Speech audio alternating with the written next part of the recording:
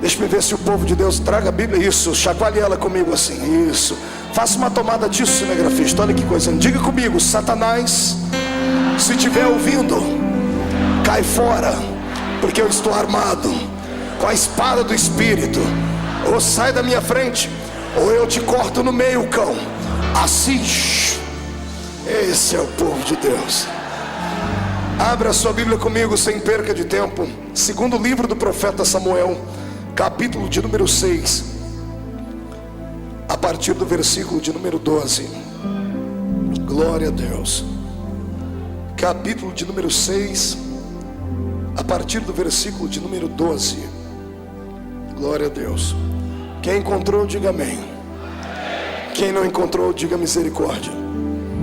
Eu espero você achar. Livro do profeta Samuel. É hoje. É hoje.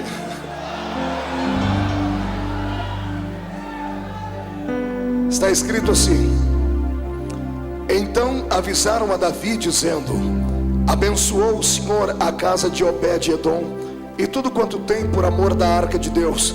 Foi pois Davi e trouxe a arca de Deus para cima da casa de Obed-edom, à cidade de Davi, com alegria. E sucedeu que quando os que levavam a arca do Senhor tinham dado 6 passos, sacrificava ele bois e carneiros cevados.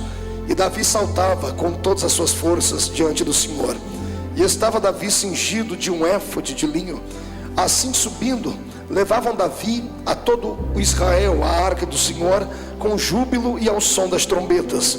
E sucedeu que, entrando a arca do Senhor na cidade de Davi, Mical, filha de Saul, estava olhando pela janela, e vendo o rei Davi, que ia bailando e saltando diante do Senhor, ela o desprezou no seu coração. E introduzindo a arca do Senhor, a puseram no seu lugar na tenda de Davi, que Davi havia lhe armado. E ofereceu Davi holocaustos e ofertas pacíficas perante o Senhor. E acabando Davi de oferecer os holocaustos e ofertas pacíficas, abençoou o povo em nome do Senhor dos exércitos, e repartiu a todo o povo e a toda a multidão de Israel, desde os homens até as mulheres, a cada um bolo de pão, um bom pedaço de carne, um frasco de vinho. E então foi-se todo o povo, cada um para sua casa. E voltando Davi para abençoar a sua casa, Mical, filha de Saul, saiu a encontrar-se com Davi e disse: quão honrado foi o rei de Israel, descobrindo-se hoje aos olhos das servas dos seus servos, como sem vergonha se descobre qualquer dos vadios. Disse porém Davi a Mical: perante o Senhor, que me escolheu a mim antes do que a teu pai e a toda a sua casa, mandando-me que fosse chefe sobre todo o povo do Senhor, sobre Israel, perante o Senhor me tenho me alegrado. E ainda mais do que isto, me envelhecerei e me humilharei aos meus olhos, e das servas de quem falastes, delas serei honrado. E Mical, filha de Saul, não teve filhos até o dia da sua morte. Feche a Bíblia, coloque no banco, coloque na cadeira, pegue na mão da pessoa mais perfumada do seu lado. Isso, atravesse a faixa de Gaza, pegue na mão da pessoa que está do outro lado. E se não tiver ninguém aí tão perfumado assim, vai tendo paciência, né? Vamos orar para que o cheiro de Cristo desça sobre nós aqui hoje. Aperte a mão do seu irmão com carinho até ele falar aleluia. Pentecostal que não faz barulho está com defeito de fabricação, mas veio ao lugar certo, veio à olaria de Deus. O Senhor hoje vai te colocar em ritmo de aventura pentecostal. Feche os olhos e vamos orar. Pai das luzes, nós te glorificamos e te exaltamos. Te glorificamos porque o Senhor é eterno, o Senhor é grande. Não há nada e não há ninguém maior do que a sua presença. Estamos aqui nesta noite para honrar-te, para celebrar ao Senhor, para saltar e bailar perante o Deus que fez os céus e a terra. Eu gostaria que nesta noite, ó Pai, enquanto eu ministro a sua palavra, o seu povo se sinta na liberdade de tocar o seu coração com júbilo, com alegria. E antes que eu comece a ministrar a sua palavra, eu faço aqui os 2 pedidos que costumeiramente faço. O primeiro é esse, que ao redor da Assembleia de Deus do Bom Retiro, aqui em São Paulo, num raio de 5 quilômetros quadrados, Onde houver um demônio com espírito de bombeiro, eu dou a estes demônios 5 segundos para se mudarem da capital paulista, porque se não sumirem, serão queimados pelo poder da glória do Senhor, que vai trepidar sobre esta igreja. Eu ainda te faço, ó Deus, um segundo pedido. Se ainda tenho crédito no céu contigo como pregoeiro da sua palavra, abre a porta do seu palácio sobre esta igreja agora, e manda do céu para a terra uma comitiva angelical. Eu quero anjos da categoria dos serafins aqui, meu Pai. A palavra serafim significa aquele que arde em fogo. Portanto, eu quero 8 anjos de fogo aqui neste lugar agora, que eles comecem a esparramar brasas tiradas do seu altar, e onde houver um crente batizado com o Espírito Santo, renova ele agora.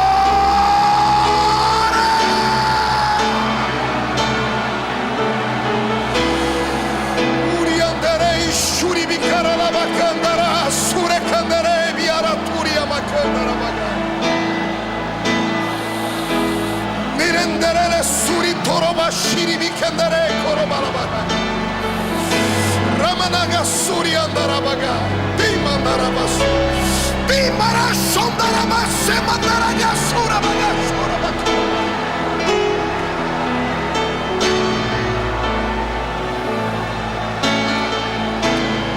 Tu não precisas da minha ajuda para nada, Senhor. Tu és onipotente.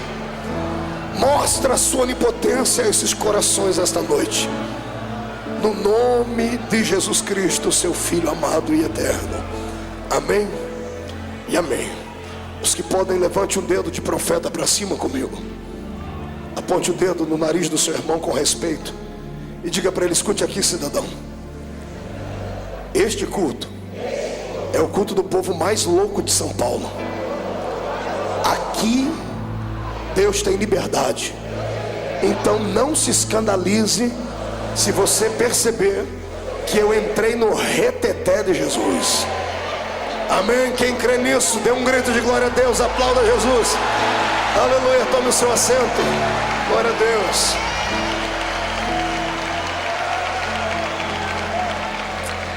Magnífico. Aleluia. Eu não vou nem perguntar se os pentecostais chegaram, porque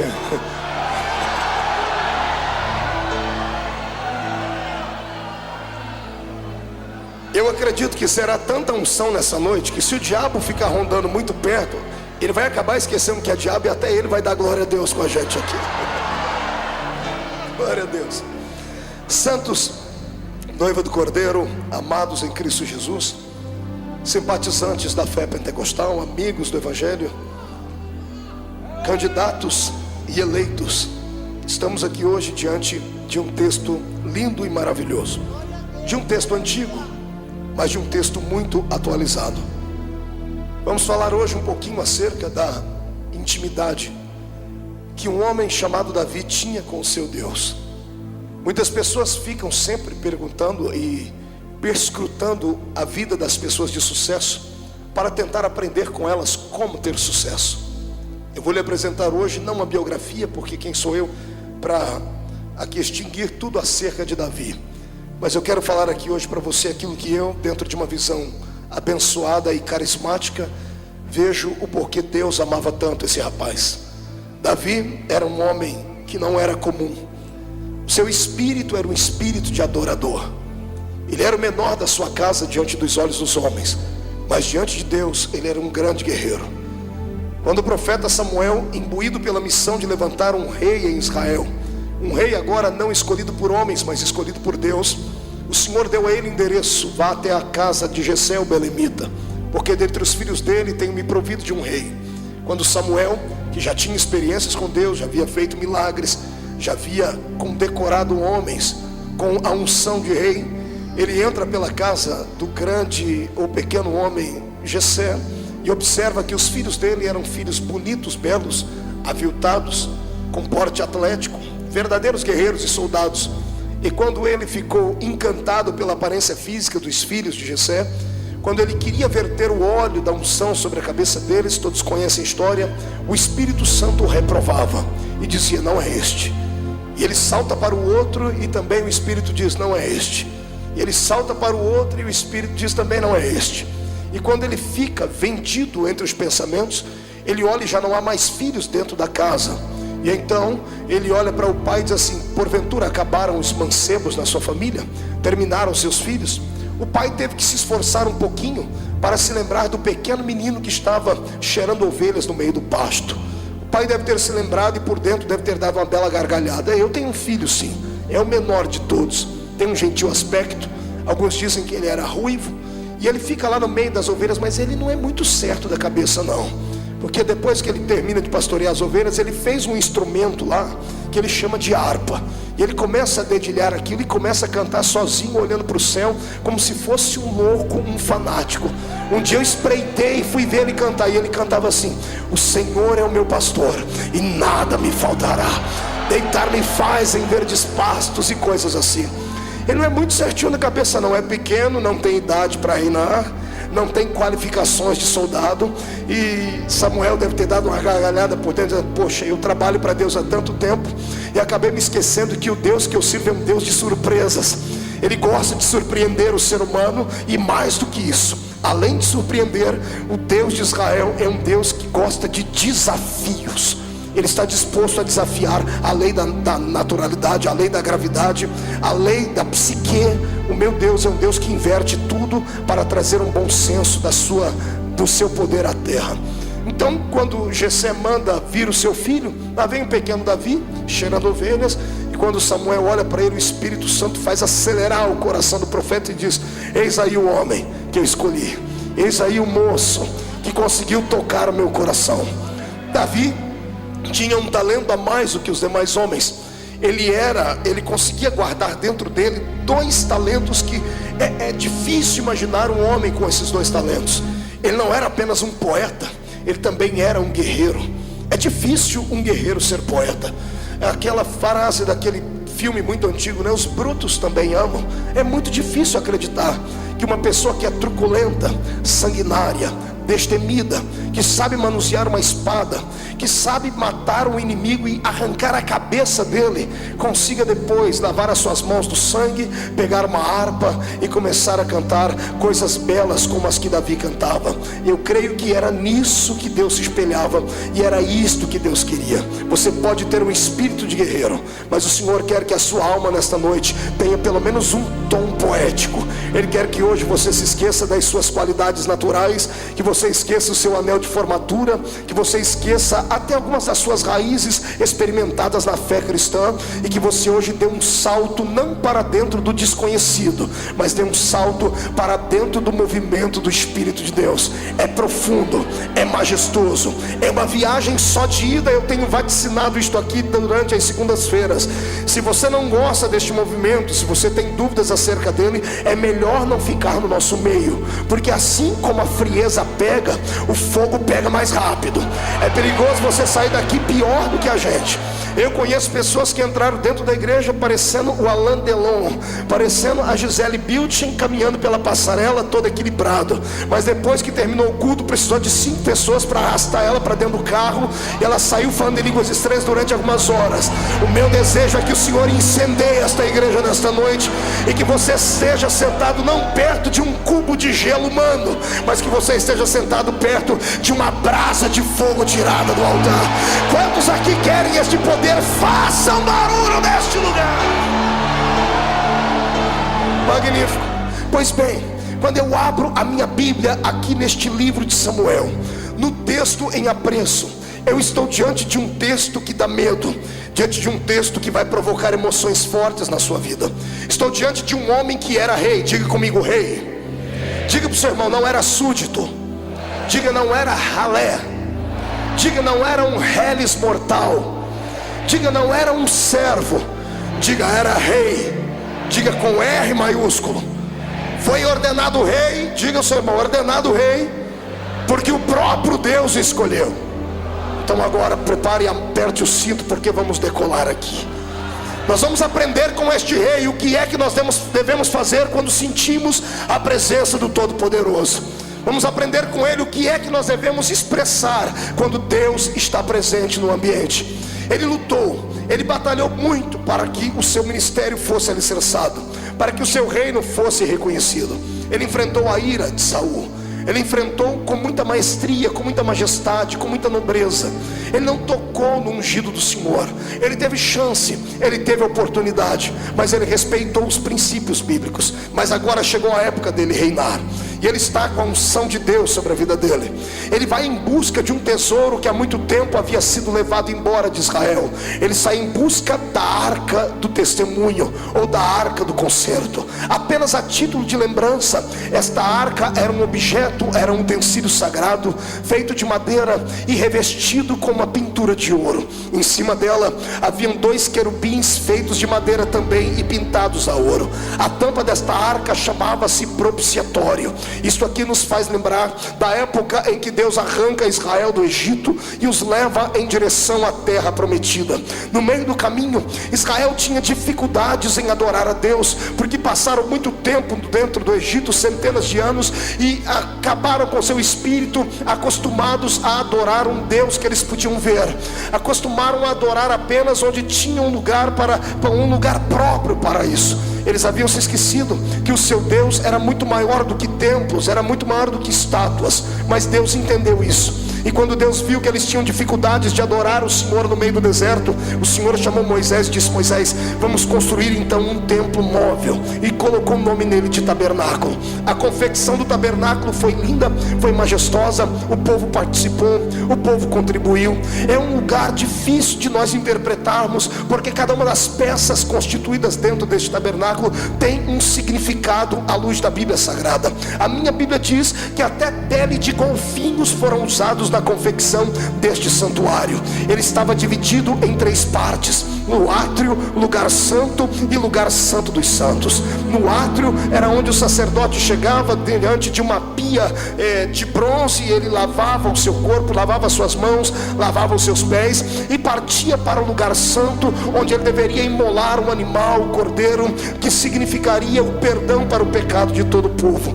Uma vez que ele imolava este animal, ele atravessava então o véu do templo, trazendo na sua mão a marca do sangue deste cordeiro, e a sua roupa. Isso acontecia só uma vez por ano. Só uma vez por ano ele saía do lugar santo e ia ao lugar santo dos santos. Mas quando ele atravessava vestindo uma roupa de linho, de éfode de linho branco por baixo, e por cima uma túnica colorida. E nos pés da túnica, no rodapés da túnica, haviam romãs e campainhas que chacoalhavam e sibilavam conforme o sacerdote ia andando.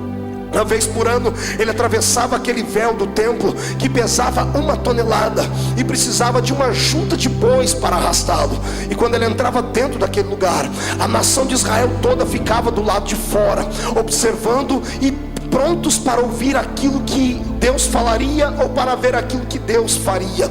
O sacerdote entrava com esta roupa diferente, com estas campainhas rodeando a sua roupa, exatamente por um significado. Se ele entrasse dentro daquele lugar e estivesse em pecado, ou Deus não recebesse o perdão do povo, ele seria sacrificado, ele acabaria morrendo. E como é que o povo sabia que o sacerdote estava vivo ou morto? E por causa dos barulhos que faziam as campainhas, que batiam entre as campainhas e as romãs. Conforme ele caminhava, o povo em silêncio ouvia e dizia: ainda há vida dentro do Santo dos Santos. Ele entrava, atravessava o véu do santuário, trazia o sangue do cordeiro imaculado nas suas mãos. Ele ia em volta desta arca do testemunho que ficava lá dentro.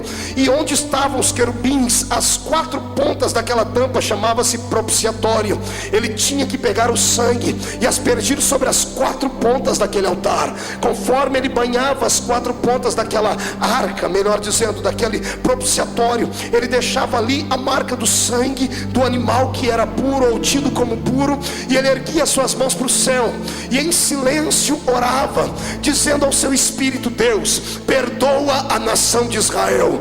Duas coisas poderiam acontecer. Primeira, Deus poderia não receber o sacrifício e fulminar o sacerdote. Em outro texto diz que caminhava, quando ele entrava dentro daquele santuário, uma cordinha vinha amarrada à sua cintura e ficava pelo lado de fora, porque nenhum homem comum podia entrar dentro do santuário, no Santo dos Santos. Caso ele morresse e não houvesse vida, as pessoas o arrastariam para fora e passariam um ano inteiro atormentados, atribulados, com o coração pequenino e sentindo dores. Deus ficava em cima do Santo dos Santos, sentado na nuvem chamada Shekinah. Quando o sacerdote erguia as mãos com o sangue do animal para cima, o Senhor olhava para baixo e via que o propiciatório, que era a arca do testemunho, que falava da aliança que Deus havia feito com Israel, estava banhada com sangue. O Senhor já havia sentido o perfume do holocausto queimado no lugar santo. Então Deus ficava de pé naquela nuvem, estendia as mãos sobre aquele lugar, e a nuvem começava a trovejar, a nuvem começava a relampejar, porque a presença de Deus, ela vem através, é claro que de uma brisa, como na caverna de Elias, mas todas as vezes que ela vem trazendo vitória, ela vem em forma de relâmpagos e de trovões. Eu abro um parênteses para dizer que a fé pentecostal é alicerçada nisso. Quando temos um culto alegre e sentimos a presença de Deus, o Senhor começa a trovejar sobre nós a sua glória. O povo que estava do lado de fora, com temor, abaixavam-se e ficavam em silêncio, e quando a nuvem se levantava, o povo parava para ouvir se haveria algum barulho lá dentro, porque poderia ser que a nuvem deveria ter descido para matar o sacerdote. Então todas as pessoas atentas esticavam seu ouvido para ver se havia algum tipo de barulho. E depois que o sacerdote passava por aquela êxtase espiritual, imagine você estar dentro de um lugar fechado e a nuvem da glória de Deus descer sobre você naquele lugar. Depois que ele respirava e via que ele estava vivo, então ele começava a caminhar.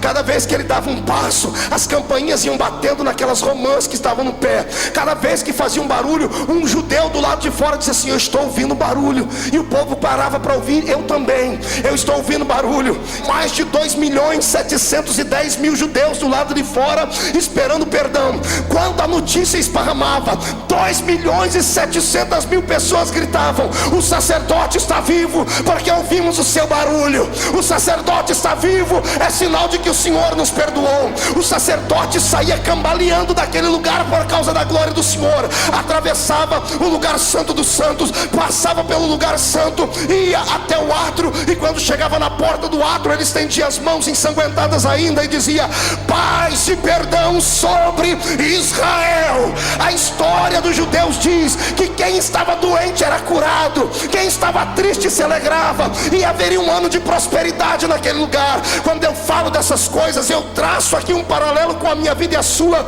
A minha Bíblia diz no livro de Apocalipse que tanto eu quanto você somos sacerdotes do Rei Jesus. Se há sacerdote aqui, eu quero convocar estes sacerdotes para ver se há barulho na vida dele. O que tem de sacerdote aí que a campainha não faz mais barulho, porque perdeu a intimidade, perdeu a comunhão, perdeu a experiência com Deus. Mas eu estou ouvindo sacerdotes que estão vivos, enquanto houver línguas estranhas nos seus lábios e brado de adoração na sua boca, Satanás vai ter que beijar a lona, porque a força desta igreja está no poder do seu Deus. Aleluia.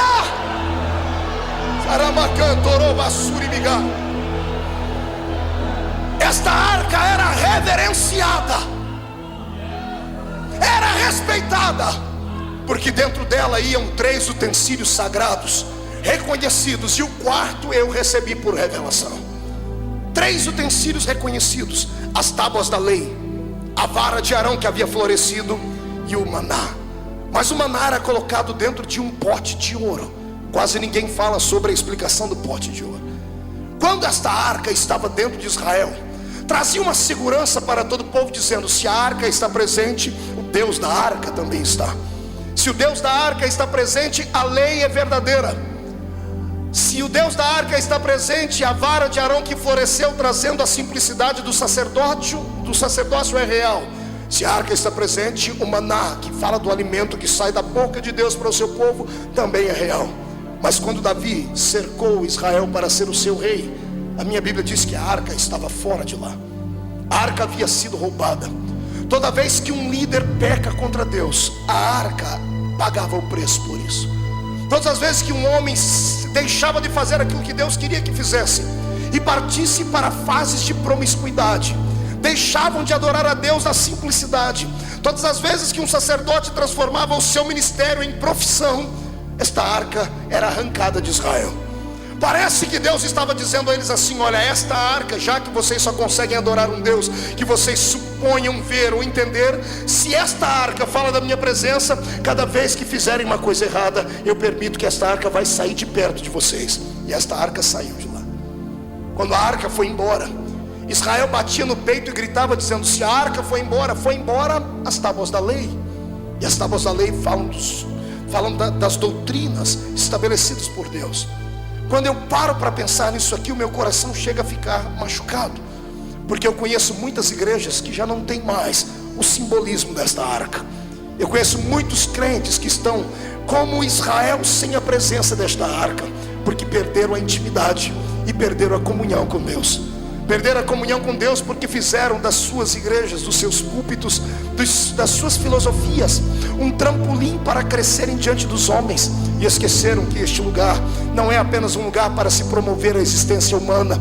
Este lugar é um lugar onde entramos para adorar a presença de Deus, a presença divina. Quando a arca vai embora as tábuas da lei. Quando as tábuas da lei vão embora, ninguém mais fala do que é verdadeiro. Não se prega mais a verdade, mas passa-se a pregar aquilo que supõe-se que é a verdade. Quando a arca vai embora e leva embora as tábuas da lei, a pregação perde o sentido, e os cultos deixam de parecer cultos de adoração a Deus para parecerem verdadeiros picadeiros, onde homens e mulheres fazem mais piada do que uma pregação ungida e verdadeira. Quando as tábuas da lei vão embora, o povo perde a noção de que só podemos adorar a um Deus, e o povo começa a adorar bezerros de ouro, começam a levantar imagens, começam a levantar ídolos. Quantas igrejas que você conhece por aí que cultos já não são mais cultos, são verdadeiros shows, onde se mostra a performance humana, onde se mostra os atributos humanos, e ninguém mais repassa esta glória para Deus. Eu quero hoje vaticinar como profeta que igreja verdadeira tem que ter a arca dentro dela. Se a arca está lá dentro, a palavra é pregada com veracidade, doa quem doer, custe a quem custar. Eu sei que falar a verdade às vezes incorre numa palavra em que você vai acabar perdendo pessoas que às vezes têm dinheiro, que às vezes têm influência, mas que não têm compromisso com Deus. E eu quero dizer a você que a igreja não é movida a anel de formatura, não é movida a milhares e milhares de reais. O Senhor prefere meia dúzia de viúvas dando dinheiro de órfão, dando R$1, mas cheias do Espírito Santo, alegres, agraciadas, do que pessoas descompromissadas com a verdade.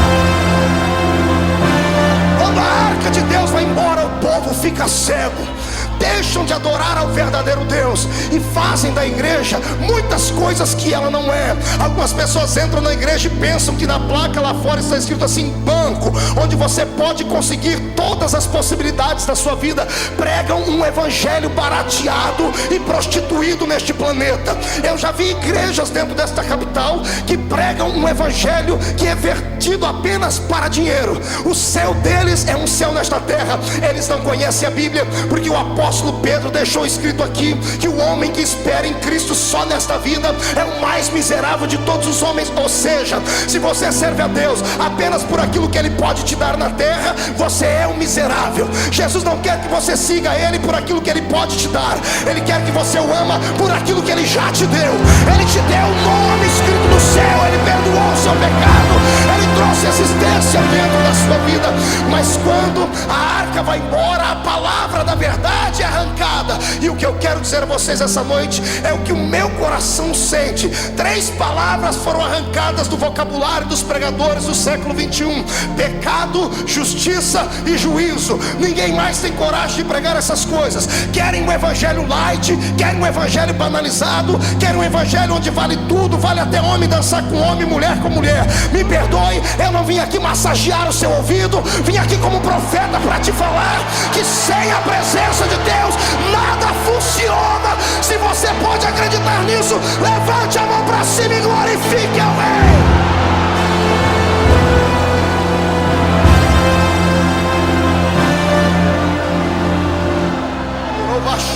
Cantorobas terramanagai, baraba toroba laba shemagai. E manere suricanda labagai. Levante as tuas mãos, Deus. Se o Senhor está nesta mensagem, quer que eu continue ela, porque é pesada, meu Pai. Eu preciso sentir a sua presença aqui. Onde houver um crente que carece ouvir e tem coragem de ouvir, está disposto a ouvir, enche ele de poder agora. Agora!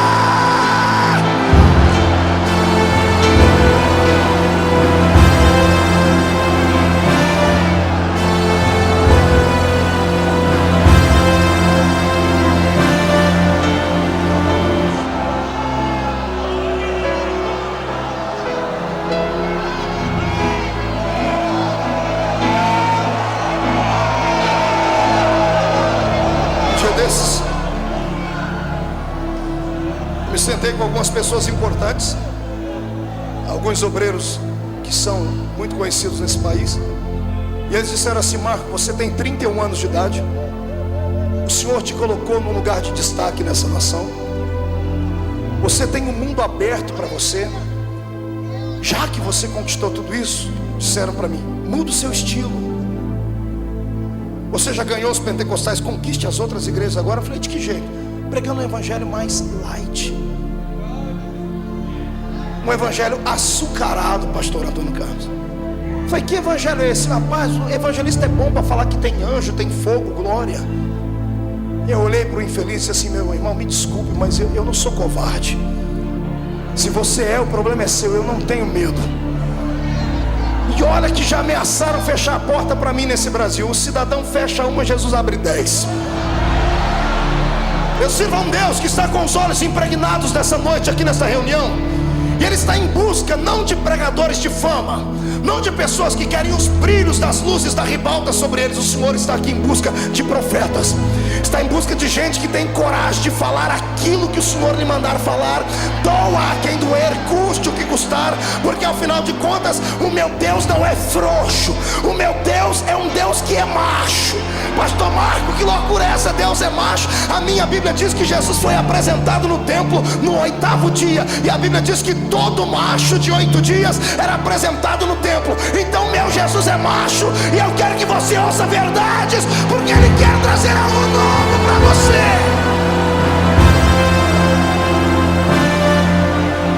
Quando vai embora a arca, vai embora as tábuas da lei. Junto com as tábuas da lei, vai embora a vara de Arão que floresceu, que fala da simplicidade da fé. Hoje a situação é tão melindrosa que nós temos os grupos dentro da igreja. Nós temos a igreja para elite, temos a igreja para classe média, temos a igreja para ralé.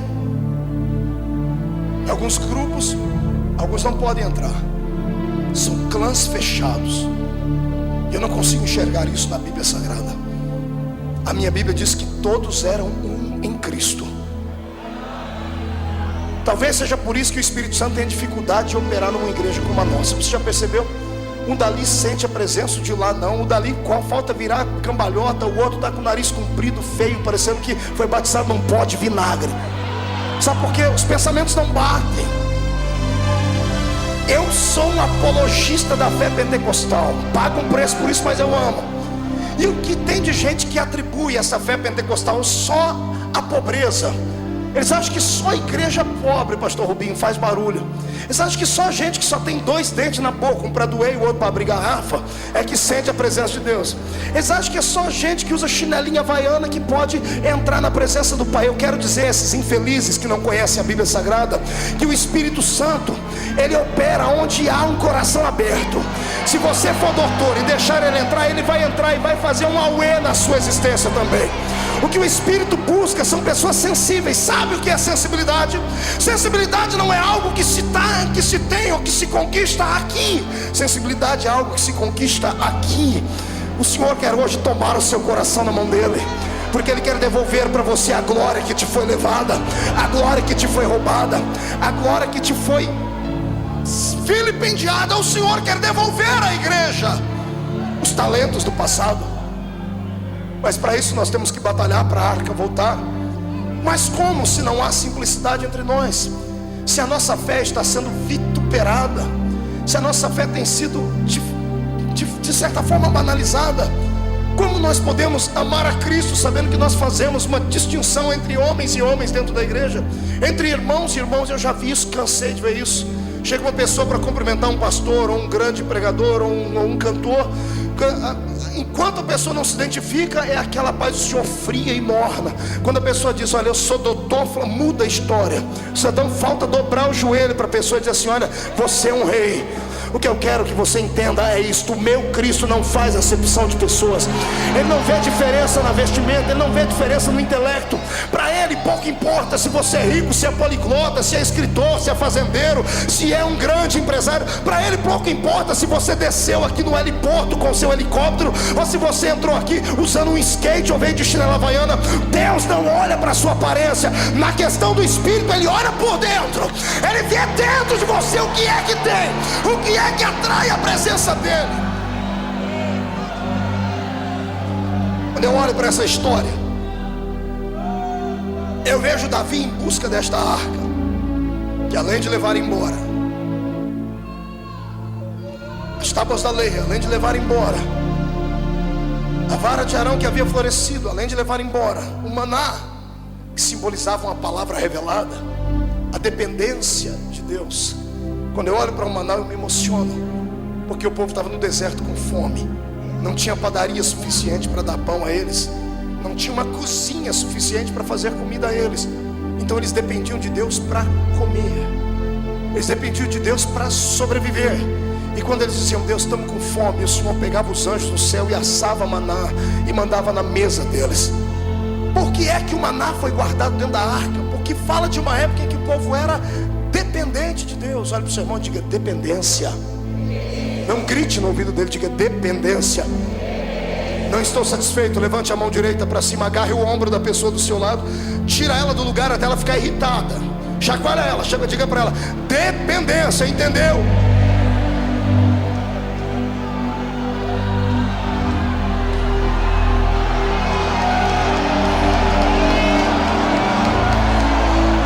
Sai da frente, Satanás, estamos em guerra.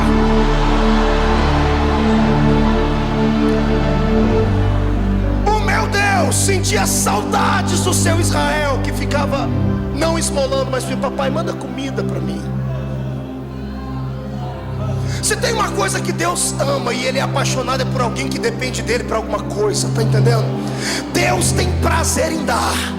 O prazer de Deus é quando você acorda de manhãzinha lá, estica os braços e diz assim, dobra o joelho e diz: pai, hoje eu quero isso, quero isso, quero isso. Deus não anota, mas tem um anjo do lado dele, Deus está anotando tudo aí, porque Ele está pedindo, Ele depende de mim. Ele não pediu para o médico, não pediu para o político, não pediu para ninguém, Ele pediu para mim. É meu filho, se é meu filho eu tenho que dar, eu vou dar, eu vou abrir a porta, eu vou fazer por onde.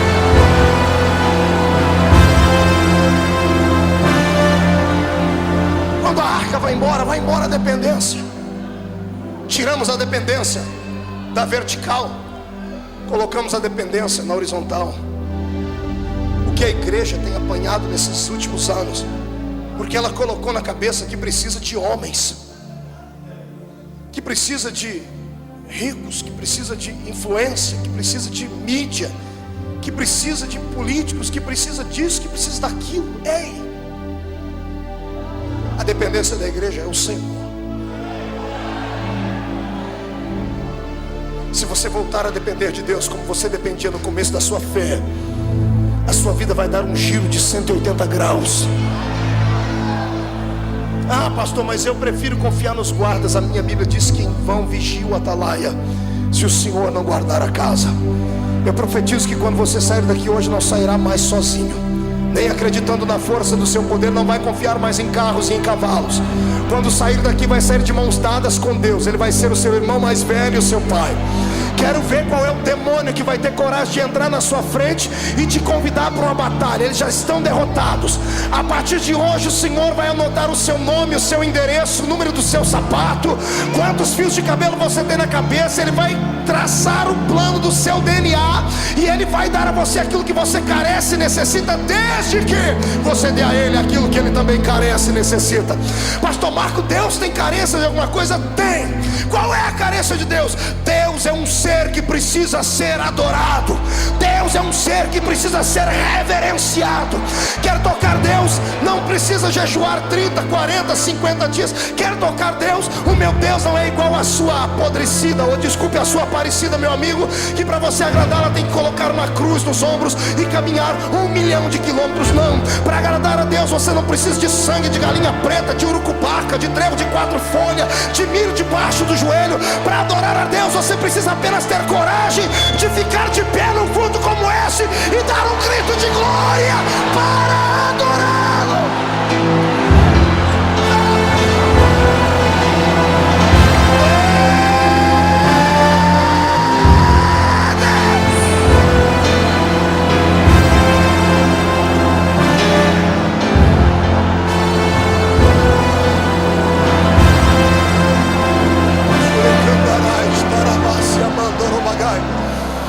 Segura um pouquinho. Sente.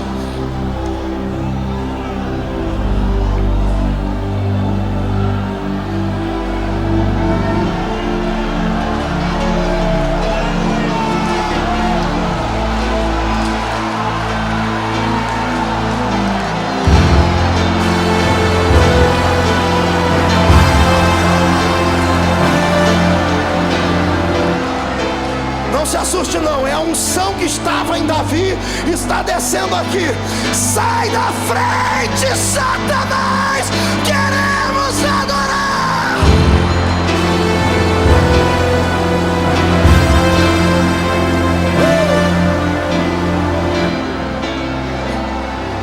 Deus é lindo. Escute, quando eu era recém-casado, quando a minha primeira filha nasceu, Karen, nós morávamos numa casinha muito pequena. E eu era jovem obreiro do Senhor.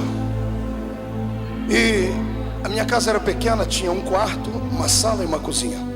Eu era jovem obreiro, dedicado. Então eu sentava lá na minha sala e passava o dia estudando a Bíblia, procurando recursos e subsídios para poder pregar. Minha esposa ficava na área de serviço, que era a cozinha e a varanda, lá onde ela lavava roupa e fazia as coisas. E Karen dormia no quarto, então eu ficava no meio. De 5 em 5 minutos a minha mulher passava por mim assim, por trás, ia lá no quarto, fazia alguma coisa e voltava. Ela fez uma vez, tudo bem, 2, 3, depois da 4ª vez eu já fiquei irritado, porque tirava toda a minha atenção, não conseguia estudar. E eu já estava para perguntar a ela o que é que ela ia fazer lá dentro, mas eu fiquei quieto. Porque Paulo diz que é para a gente entender as mulheres, né, irmão? Porque mulher é diferente. É sério. Chega na hora de sair para o trabalho, chega na hora de sair para uma festa, você já trocou, já está pronto, faz 5 horas. Você só escuta grito lá dentro do quarto. Você entra lá dentro, ela está olhando para o guarda-roupa, tem 100 vestidos, mas ela não está vendo nada. Ela diz, não tem nada para vestir hoje. Então tem que entender, né? Paulo diz para entender as mulheres. Daqui a pouco, eu estou lá estudando, eu já estava quase passando as nuvens, né? Estudando. A minha filhinha deu um grito dentro do quarto, irmão, aprontou um berreiro. Ué! Aquele negócio de desespero, pentecostal desde o berço. Deu aquele grito. Quando ela deu aquele grito, eu olhei para cá e fez outro barulho de cá. Eu olhei, só vi uma vassoura voando por cima. E a minha mulher, ela parecia um super-homem. Uma mulher maravilha, melhor, né? Ela ergueu o peito e saiu correndo por detrás. Eu falei, que essa mulher? Morreu alguém. Eu saí correndo atrás dela. E ela tirou aquela cortininha do berço. Minha filhinha gritando no berço. Ela catou minha filhinha, botou no ombro, no colo e fez 2 gingadinhas com ela. Cantou Nana Nenê. Ela dormiu, colocou no berço. Minha mulher saiu como se tivesse feito um grande feito. De fato ela fez, né? Mas ela saiu perto de mim como dizendo assim, eu tenho um poder que você não tem. fez assim para mim. E eu saí, sentei lá e estou estudando. E eu dizendo: Deus, o Senhor não me dá nenhuma mensagem para pregar. O Senhor falou: filho, eu já te dei a mensagem. Não deu, Senhor, eu estou procurando. Ei, eu trabalho não com forma, eu trabalho com formas. Você não viu o que aconteceu com a sua esposa? Eu falei: vi, então, está ali. A mensagem da noite é aquela. Eu falei: qual? Filho, enquanto os meus filhos ficam quietos, eu fico, só passo por perto e olho e vou embora. Agora quando eles resolvem gritar, eu paro o que estou fazendo e cato eles no meu colo, seguro eles aqui, ó. Está entendendo isso? Você entendeu isso? Quer chamar a atenção de Deus hoje? Então dá um grito aí para o inferno inteiro ser abalado,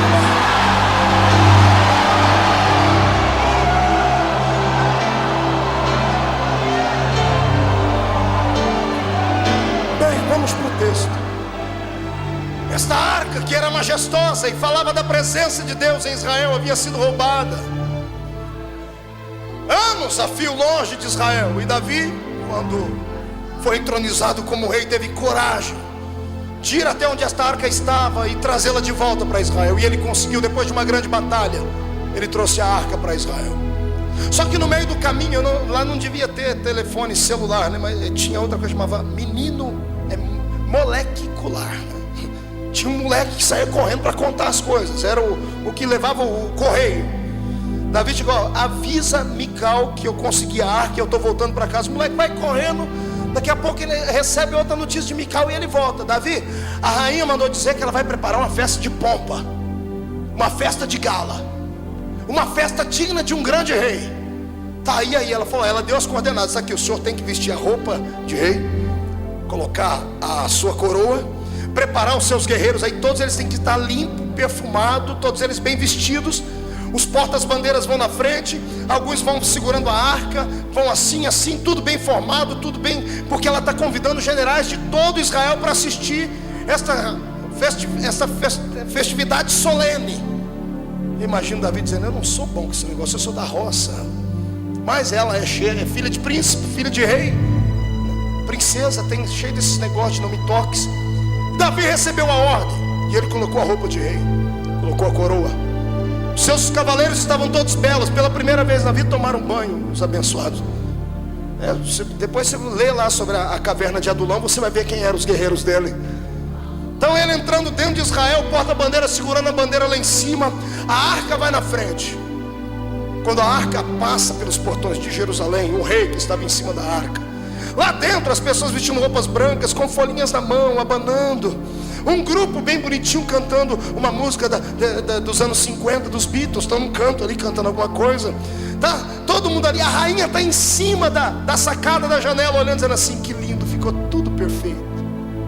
A festa vai ficar na memória, vai sair nas manchetes dos jornais. A festa mais organizada do Oriente. Quando Davi passa pela fortaleza de Jerusalém, e ele olha para aquela arca, ele tira o olhar da arca e olha para o povo. E quando ele olha para o povo, ele sente o que Deus sentia. Ele vê que aquele povo precisava não de um rei, não precisavam de glamour nem de festa, eles precisavam da presença de Deus. A arca era o símbolo da presença de Deus. Quando Davi viu a arca entrando por dentro dos portões de Jerusalém, ele lembrou de todas as histórias que contaram para ele, que sacerdotes com a arca dos ombros pisaram dentro de um rio e o rio se abriu. Homens com a arca na frente venceram exércitos, atravessaram grandes muralhas, eles fizeram grandes feitos. E quando ele lembra das histórias que ele ouviu acerca da arca, sabe o que o rei faz? Ele pula de cima do cavalo, ele pega a coroa e dá para alguém segurar. Ele tira a roupa de rei, a indumentária real colorida, e ele fica só com uma roupa branca de éfode, de linho.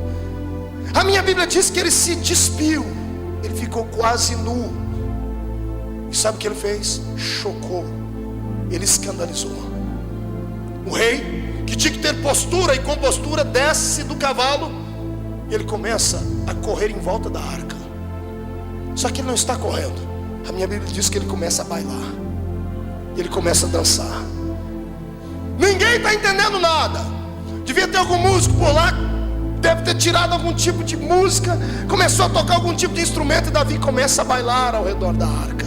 vai bailando e vai cantando: o Senhor é o meu pastor, nada me faltará. Deitar-me faz em verdes pastos, guia-me mansamente às águas tranquilas, refrigera minha alma. Ele vai dançando e vai gritando e vai tocando o coração de Deus.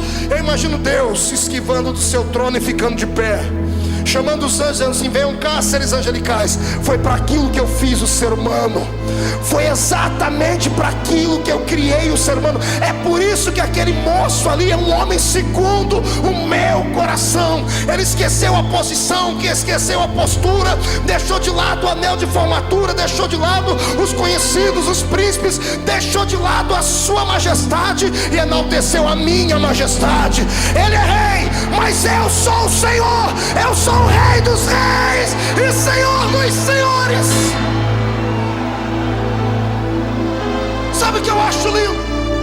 Algumas pessoas chamam de costume, eu chamo de liberdade de adoração.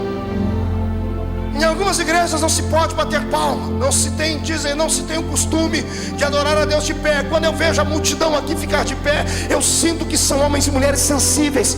Qual é o ser humano que tem a sua inteligência aguçada, que percebe que o rei está passando e vai ficar sentado para ver? Todas as vezes que um rei chega no ambiente, os súditos ou ficam de pé ou se jogam de joelho no chão, mas eles têm atitude de adorador.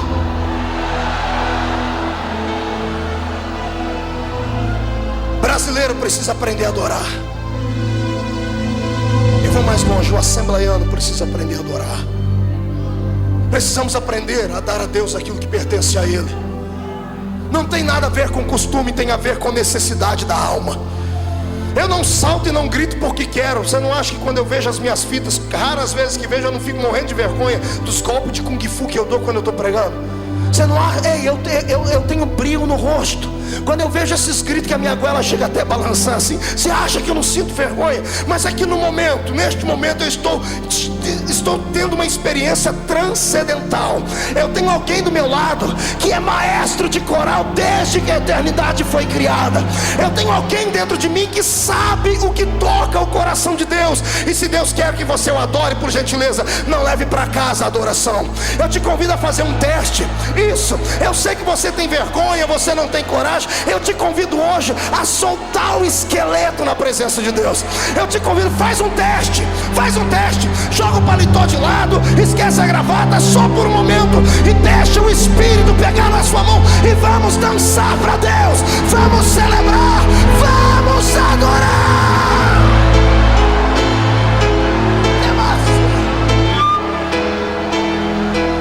Você não sabe o que você perde quando está no culto e fica em silêncio por muito tempo.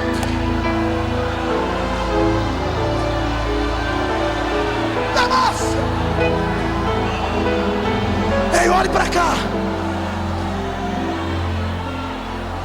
Não estou dizendo que o culto não tem que ser racional. Sim, tem que ser racional. Tem que ter equilíbrio, tem que ter ética. Mas o equilíbrio e a ética do Espírito são diferentes da nossa. Está entendendo? É uma questão de sobrevivência. A própria ciência diz que a pessoa que é mais alegre, que é extrovertida e expansiva, ela vive melhor. A ciência também prova que pessoas introvertidas, fechadas, acabrunhadas, com o coração endurecido, de personalidade muito forte, se criar um câncer dentro dela, o câncer tem mais facilidade de corroer as demais células por causa do estado de espírito dela. Pentecoste não é uma doutrina de loucos. Pentecoste é um bálsamo de Gileade para o espírito. Está entendendo isso? Uma vez eu preguei na África. Eu participei de um culto inesquecível.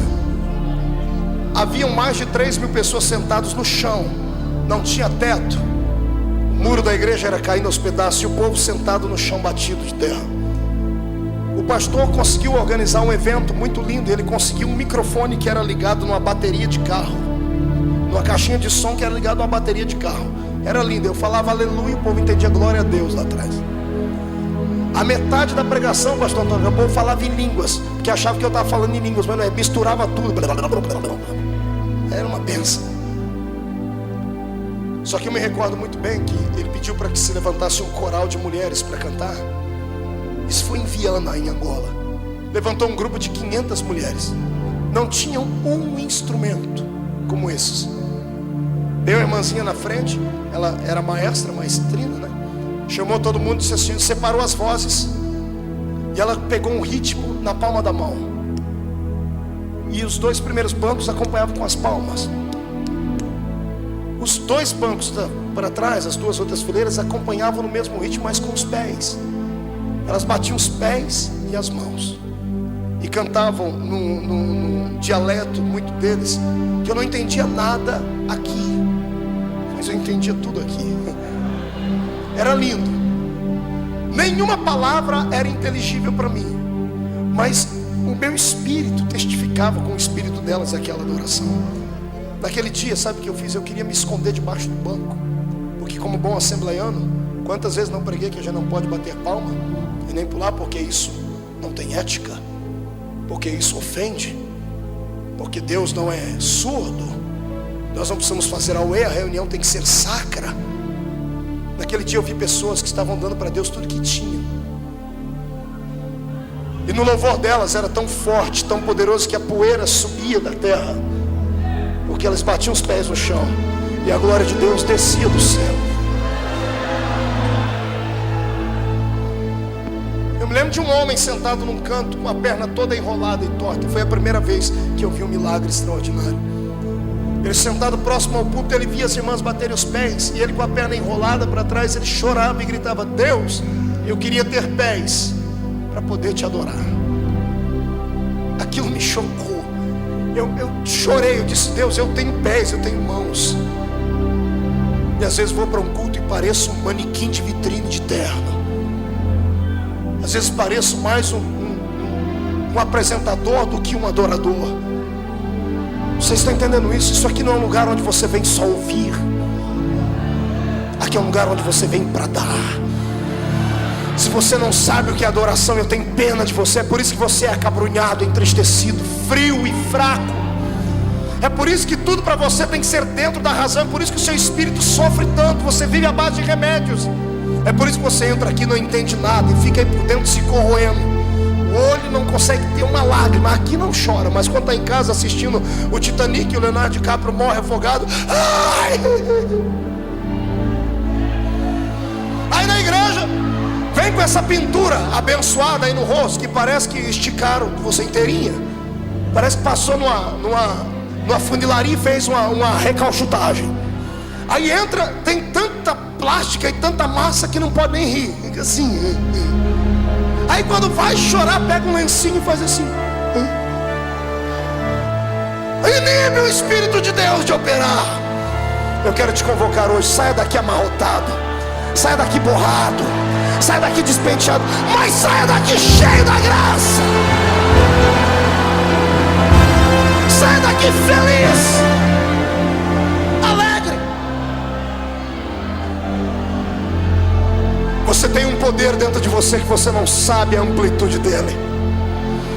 Você tem uma autoridade guardada dentro de você, pentecostal, que você não conhece aquilo que tem.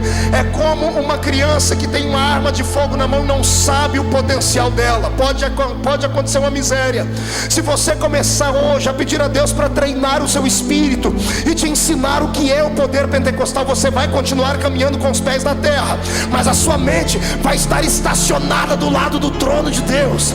Você vai começar a ver aquilo que os olhos não viram, a sentir aquilo que o coração não sentiu. Eu quero te convidar hoje para você deixar de ser natural. Satanás vai ter que beijar a lona, porque isso não é mérito da terra, é um dom que veio do céu e você tem ele. Então libera.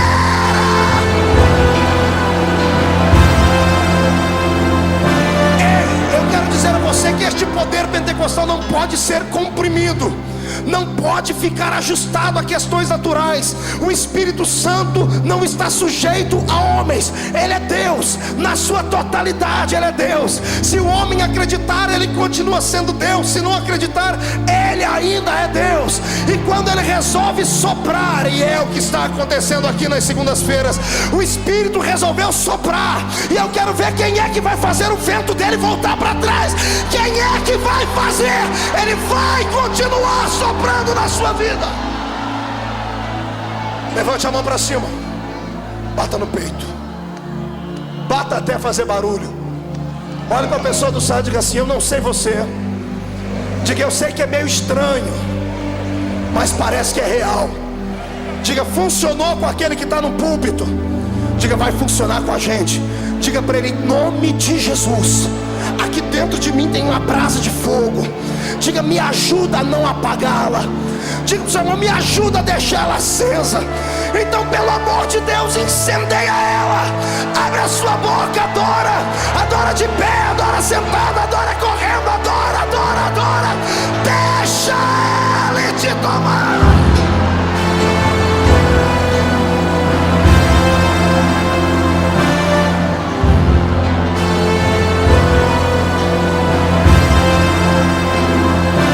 Imagem Turico Maragai Trumandereles Turi Karadashe Degesimahai Ibnendoro Vasuri Tramanarala da Tergi Marashuri Bikaragai.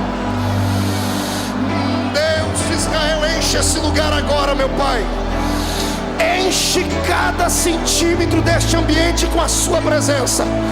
Senhor, traz a sua Shekinah aqui. Comece a trovejar a sua unção. Onde houver alguém que não fale em línguas, que seja batizado agora. Que fale em línguas agora. Agora, agora, agora.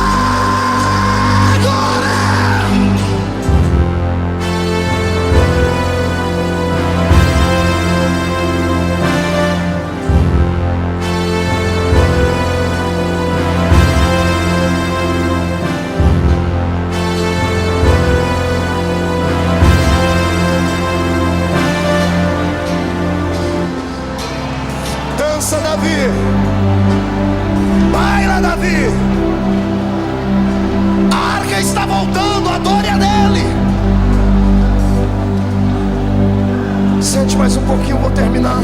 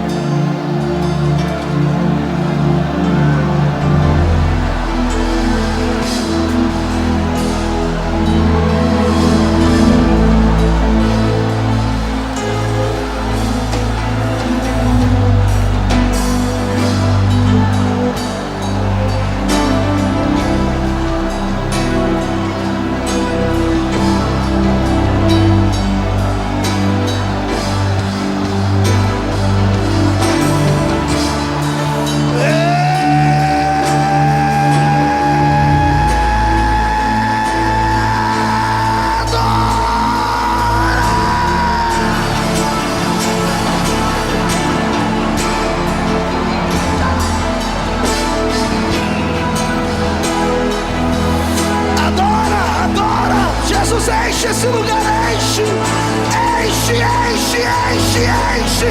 Queima com o seu poder, queima, queima, queima, mas queima agora.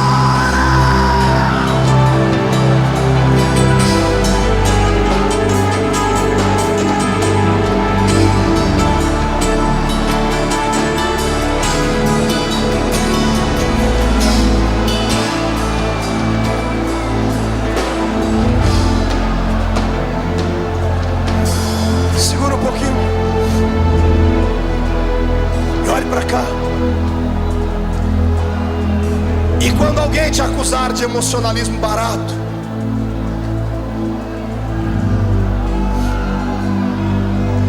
e quando alguém disser que você tem uma mente desequilibrada, fique em silêncio. Lembre-se que dentro das suas veias não corre um fio elétrico, corre sangue. Você não tem uma bateria aqui do lado esquerdo, você tem um coração. E se for de pedra, a minha Bíblia diz que o Senhor vai arrancá-lo e vai te dar um coração de carne.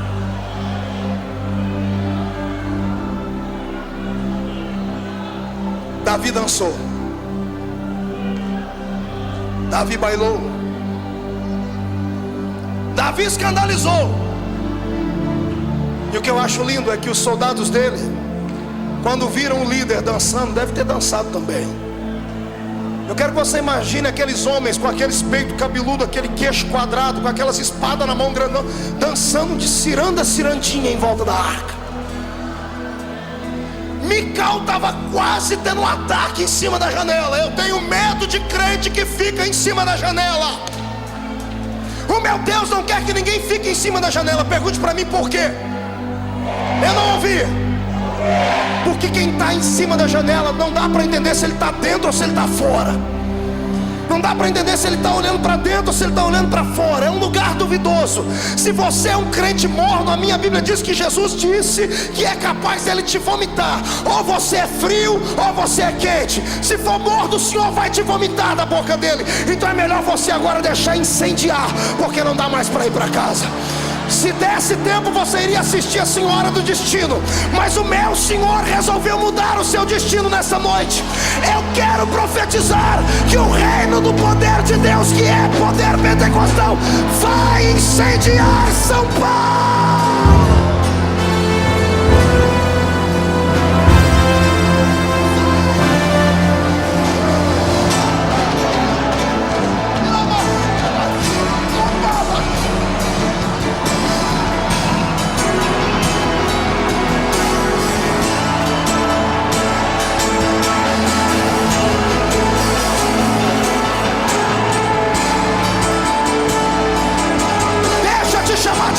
Deixa de chamar quadrado. Eu quero é que você adore a Deus. Adora.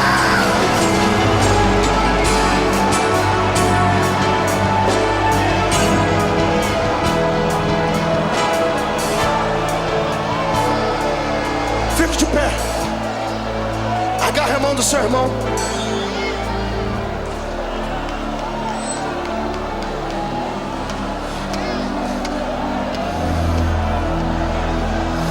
Estou sentindo cheiro de batismo com o Espírito Santo aqui. Não me pergunto o que é isso. Isso aqui é coisa minha de Jesus. Apenas creia. Estou ouvindo barulho de portas se abrindo. Portas que estavam enferrujadas estão sendo expostas à abertura nessa noite. Grilhões de religião que prendiam seu espírito vão ser quebrados. Eu quero que a sua alma toque o coração de Deus. Deixa Deus te usar. Deixa.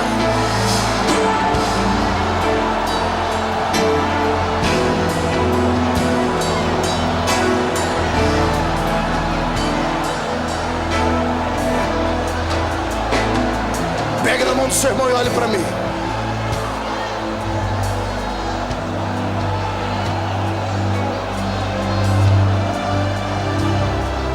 O preço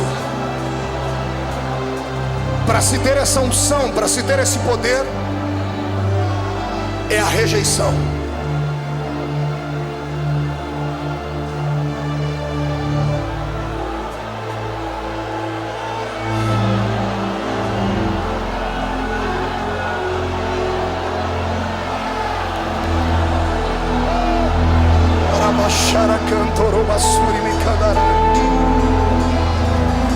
Olhe para cá. Aperte a mão do irmão e segure. Olhe para mim. O preço desta comunhão, o preço deste louvor, é exatamente a rejeição. Por que é que os homens rejeitam este movimento? Não rejeitam porque querem, rejeitam porque estão sem saber, sem tomar conhecimento, a serviço do próprio diabo. O único que não suporta este tipo de louvor é Satanás. O diabo sabe que nas danças, que no louvor, que nas músicas há poder. Quem já foi em terreiro de macumba sabe o que eu estou falando. Lá não tem silêncio, não tem trégua. No terreiro de macumba não tem bandeira branca para Deus. Eles dançam, eles bailam, fazem barulho, urram. E por que aqui na igreja nós temos que esfriar?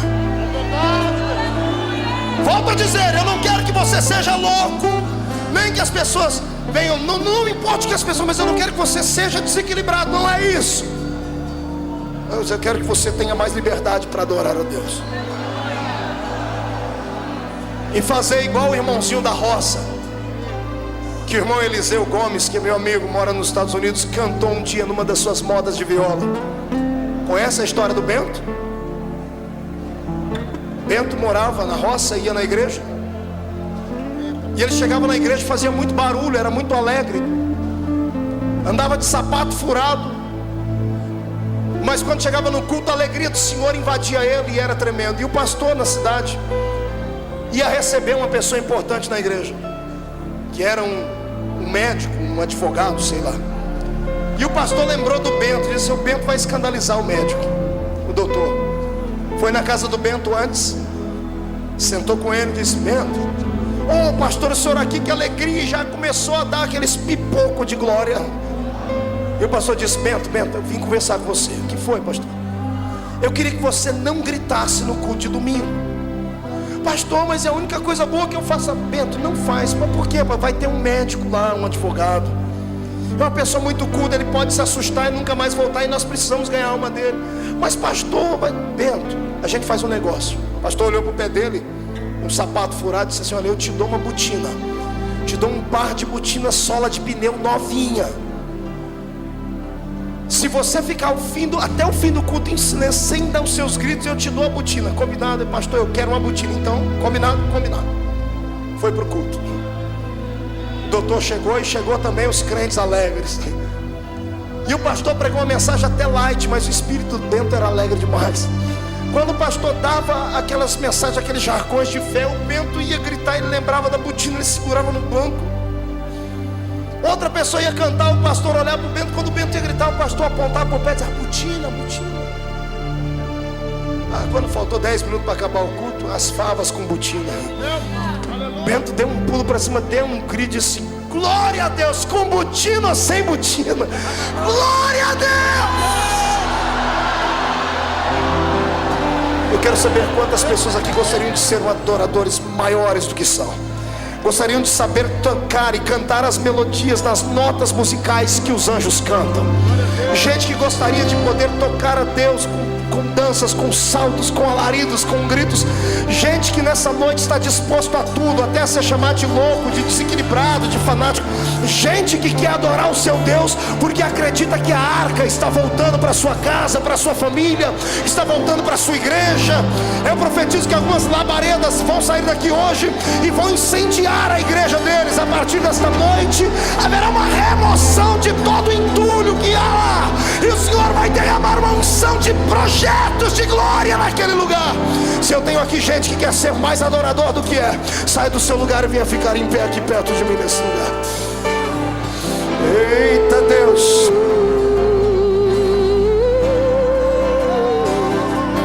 vem adorador.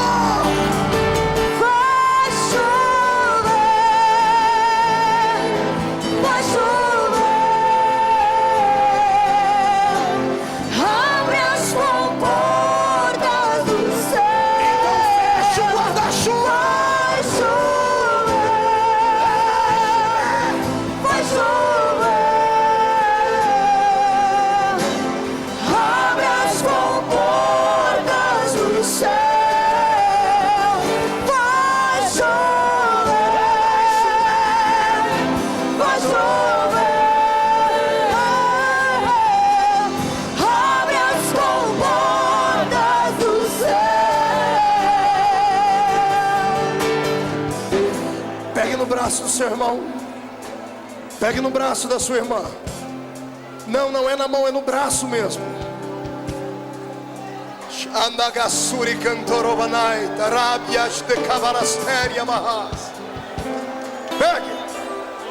Pegue no braço deles.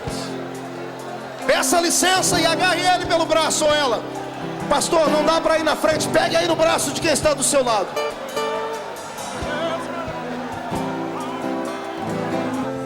Eu disse a Jesus que eu gostaria que nessa noite acontecesse aqui nessa igreja, na mesma intensidade do que aconteceu lá no cenáculo no dia de Pentecoste. Eu pedi a Deus que Ele derramasse sobre esta igreja hoje uma unção de fogo e glória, mas uma unção que será inquestionável. Eu pedi a Deus que pessoas sentissem tanto a presença dEle aqui hoje, que elas tivessem dificuldades de sair daqui para ir para dentro do carro delas. Para você saber que esse poder é real, ele não é natural, ele é real, ele é verdadeiro. Eu já vou avisar para ninguém se assustar. Aqueles que já falam em línguas, se preparem, porque serão impactados.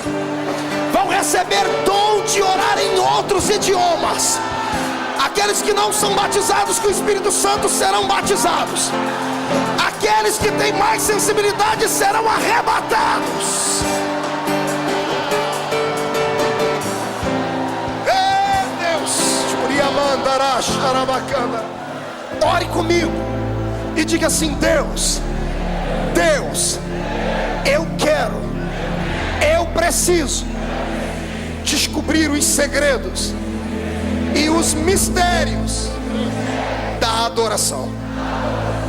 Eu já sei que eu nasci para isso.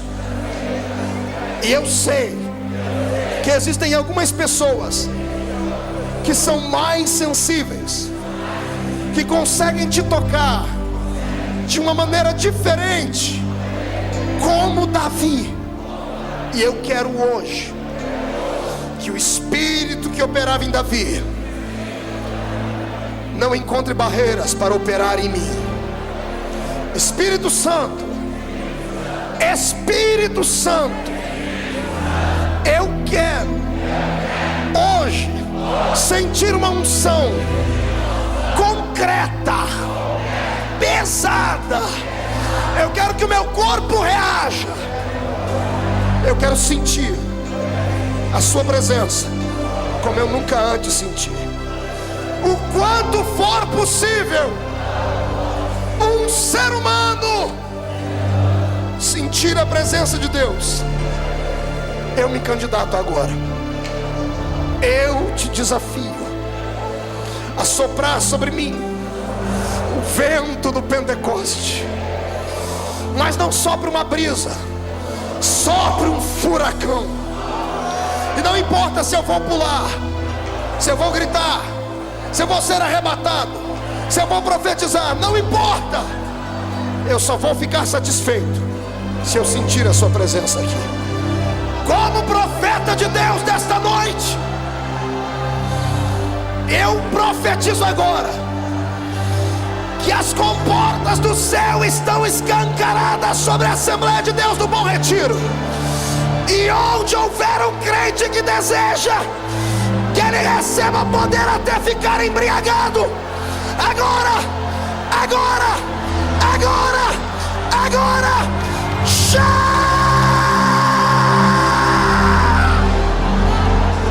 levante as duas mãos lá em cima, escolhe uma pessoa e olhe nos olhos dela.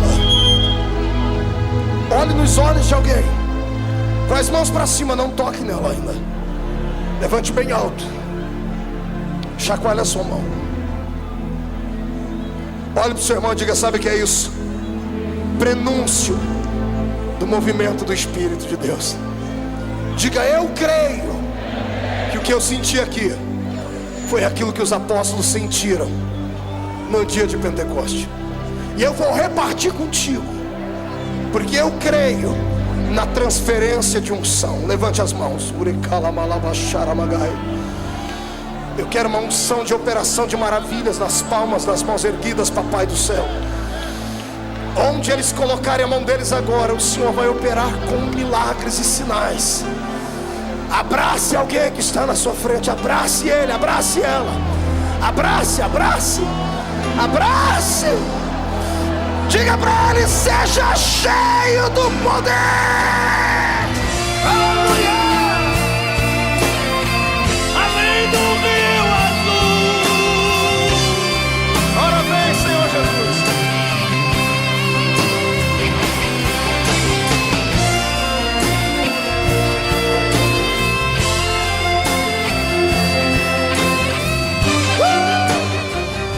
vai te batizar com o Espírito Santo antes de chegar em casa. 1,5. A arca está voltando para dentro da sua família. 2. A sua igreja será renovada como nunca antes. 2,5. São Paulo vai fumegar. 3. Joga no chão, pisa em cima. Nunca mais, Nunca mais. morte, choro, tristeza e dor. Nunca mais, Nunca mais. nunca mais, Nunca mais. morte, choro, tristeza e dor. Nunca mais, nunca mais.